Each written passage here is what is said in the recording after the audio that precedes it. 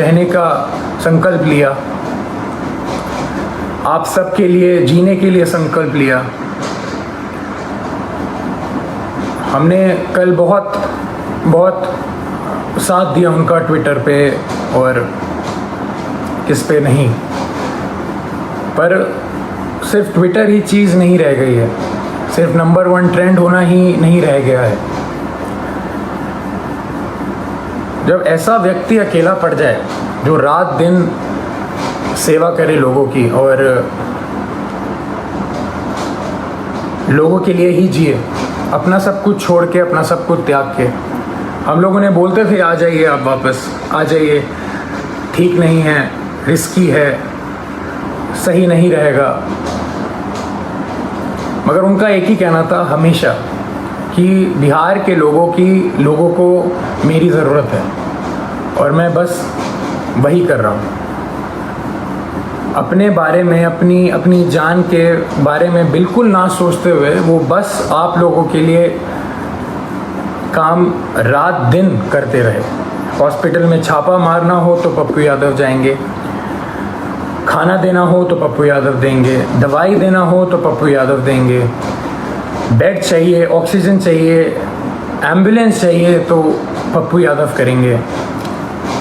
अभी हमारे बीच पप्पू यादव कौन बनेगा? कहाँ से लाएंगे हम दूसरा? हम उन्हें अकेला इस टाइम पे नहीं छोड़ सकते। मैं बेटा हूँ इसलिए ये सारी बातें कर रहा हूँ, नहीं।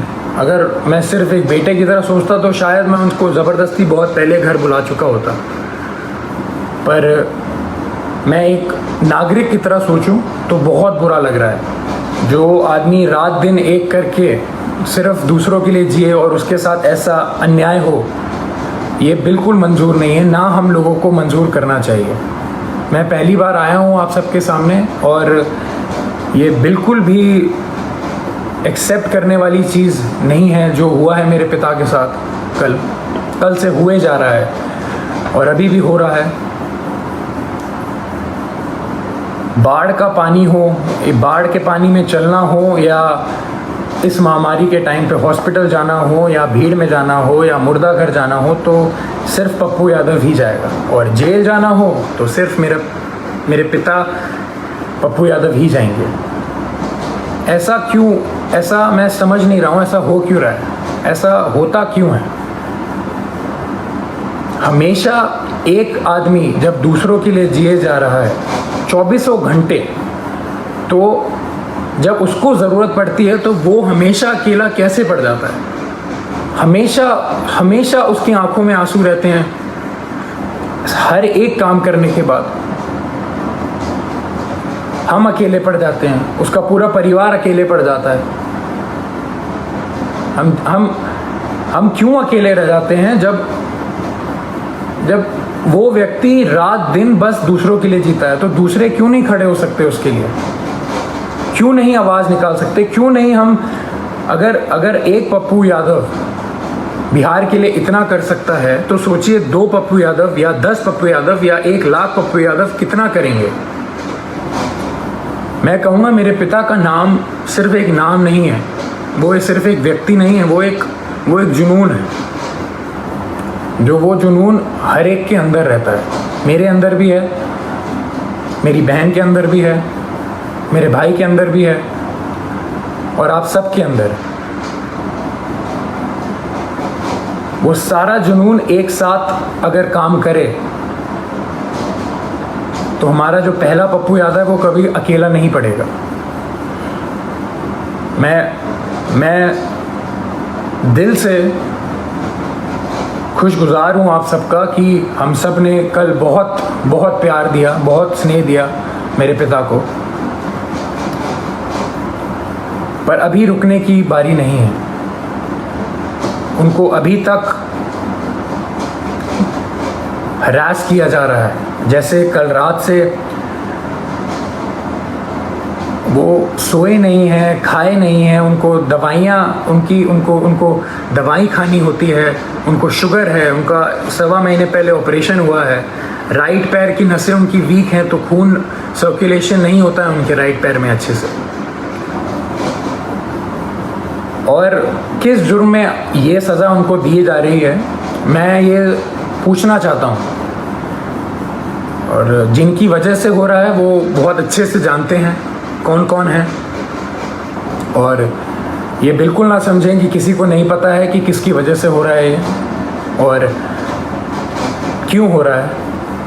यहाँ कोई बच्चा नहीं है और कोई डरा हुआ नहीं है। पप्पू यादव ना कभी किसी से डरा है, ना कभी डरेगा। जब ये जुनून हर एक के अंदर है और हर एक बंदा, हर एक माँ, हर एक बेटी, हर एक भाई जब उसके पीछे खड़ा रहेगा और उसको पूरा विश्वास है कि हर एक बिहार का व्यक्ति उनके साथ है, वो कल साबित हुआ है। मैं बस ये कह रहा हूँ कि वो सिर्फ कल पे ही सीमित नहीं होना चाहिए, ये मुहिम चलती रहनी चाहिए।